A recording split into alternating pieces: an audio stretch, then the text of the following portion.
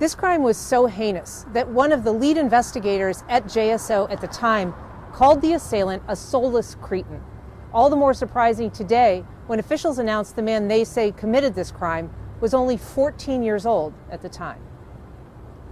This investigation has never left the minds of those involved. Jacksonville Sheriff Mike Williams announcing the arrest of 20-year-old Henry Williams for a brutal sexual assault in August 2015. To see this level of violence against a completely innocent victim, it is very surprising. The crime solved by DNA, the sheriff said, when Williams was imprisoned in October for a fatal carjacking. His DNA then added to CODIS, the National Criminal Database.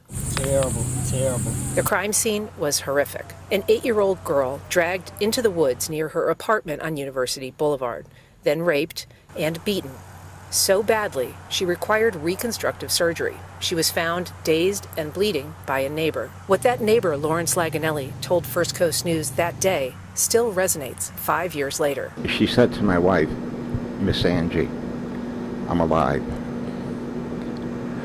Now, I can't imagine a human being going through what they just went through, a little girl of 8 years old, and then saying, I'm alive. The girl, understandably, could only give a minimal description. But Detective Tom Hackney said they were determined to solve the crime anyway. An 8-year-old had to deal with this and will have to deal with this for as long as she lives.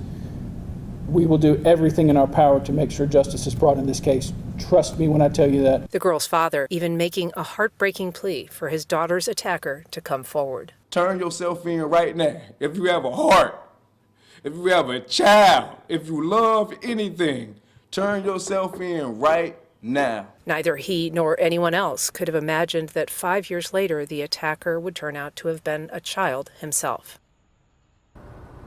I spoke to the lead detective on this case, now retired Detective Larry Baker, and he told me that no case in his career has ever affected him like this one. He said, in fact, when he learned that there was a break in the case, he sat in his car and cried. Now, Harry Williams was brought from his Central Florida prison to the Duval County Jail this morning and booked. He has not yet entered a plea. Ann Schindler, First Coast News, on your side.